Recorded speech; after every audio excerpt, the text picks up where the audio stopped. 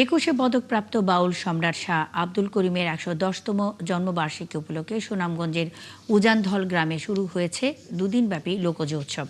গানে গানে বাউল গুরুকে স্মরণ করছেন ভক্ত অনুরাগীরা। উৎসবের শুরুতে বাউল সম্রাটের জীবন দর্শন ও তার সৃষ্টকর্ম নিয়ে আলোচনা হয়। লোকগানের এই মহাপুরুষের সৃষ্টিকে ধরে রাখার দাবি সংশ্লিষ্টদের। শহীদ নূর আহমেদের তথ্য ও ছবিতে প্রতিবেদন।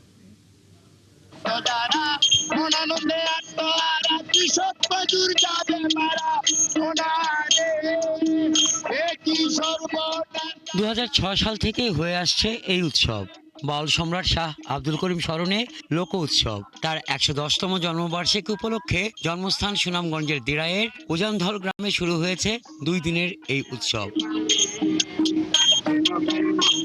শুক্রবার রাতে শান্তির প্রতীক সাদা কবুতর উড়িয়ে উৎসবের উদ্বোধন করেন সুনামগঞ্জ ২ আসনের সংসদ সদস্য নাসিরউদ্দিন চৌধুরী। দেশের বিভিন্ন প্রান্ত থেকে আসা বাউল শিল্পীরা মঞ্চ মাতিয়ে তোলেন বাউল গান ও সুরের মূর্ছনায়। ভক্ত অনুরাগীরা মনে করেন করিমের গানে রয়েছে মানুষ ও মানবতার কথা। শোষণ ও বঞ্চনার চিত্র উঠে এসেছে তার গানে। প্রেম, ভালোবাসা, মানবতা, শোষণের বিরুদ্ধে, শাসনের বিরুদ্ধে, পর্দা অনাহার, দুঃখ দুর্দশা শাহ আব্দুল করিম গানের মাঝে ফুটে গেছেন। বাউল সম্রাট শাহ আব্দুল করিম উনি নিঃস্বার্থের একজন মানুষ ছিলেন। উনি কোনো সময় টাকার চিন্তা করছেন না।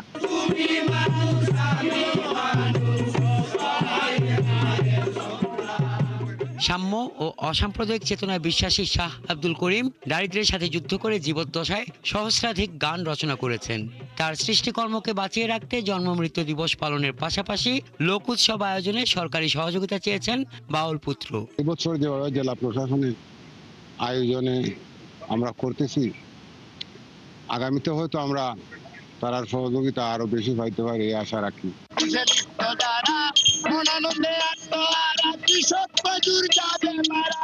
লোক উৎসব পালনে সরকারি পৃষ্ঠপোষকতার পাশাপাশি বাউল সৃষ্টিকর্ম চর্চায় বাউল একাডেমি প্রতিষ্ঠার কথা জানান জেলা প্রশাসক।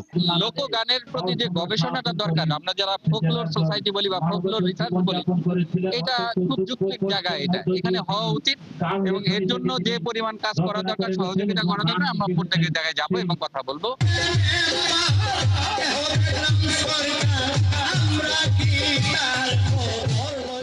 উৎসবকে কেন্দ্র করে উজানধল গ্রামের মাঠে বসেছে গ্রামীণ মেলা। ১৯১৬ সালের ১৫ ফেব্রুয়ারি জন্মগ্রহণ করেন শাহ আব্দুল করিম। ২০০৯ সালের ১২ সেপ্টেম্বর তিনি মৃত্যুবরণ করেন। হাসান আহমেদ, ৭১। বাউল উৎসবের সর্বশেষ খবর জানাতে সুনামগঞ্জ থেকে যুক্ত হচ্ছেন সহকর্মী শহীদ নূর আহমদ। শহীদ নূর, উৎসবের শেষ দিনে আজ কি কি আয়োজন রয়েছে?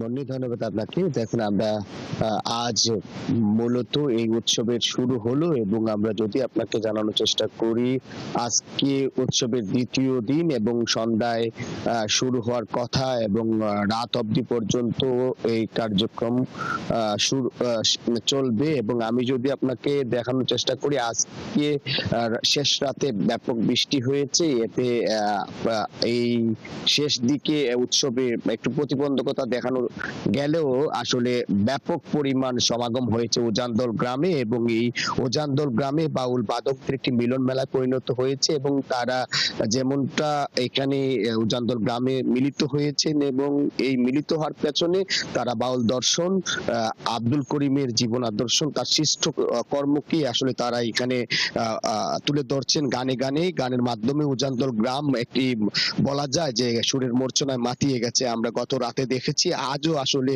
এখানে কার্যক্রম হবে, যেটি সন্ধ্যা থেকে শুরু হওয়ার কথা। জেলা প্রশাসনের পক্ষ থেকে সহযোগিতা করা হচ্ছে এবং শাহ আব্দুল করিম পরিষদের পক্ষ থেকে এটি আয়োজন করা হয়েছিল। আমরা যদি আপনাকে জানানোর চেষ্টা করি, এটি চলবে এবং যদি প্রতিবন্ধকতা না হয়, বৃষ্টিপাত দেখতে পাচ্ছেন যে পরিবেশের অবস্থা খারাপ, হয়তো প্রভাব পড়তে পারে, তবে এই সুরের মূর্ছনা উজানধল গ্রামে হবে এবং এটি আজ শেষ রাত পর্যন্ত চলবে। মুন্নি, ধন্যবাদ যুক্ত হয়ে তথ্য জানাবার জন্য। সুনামগঞ্জে বাউল উৎসবের সবশেষ খবরাখবর নিয়ে শহীদ নূর আমাদের সঙ্গে এতক্ষণ যুক্ত ছিলেন।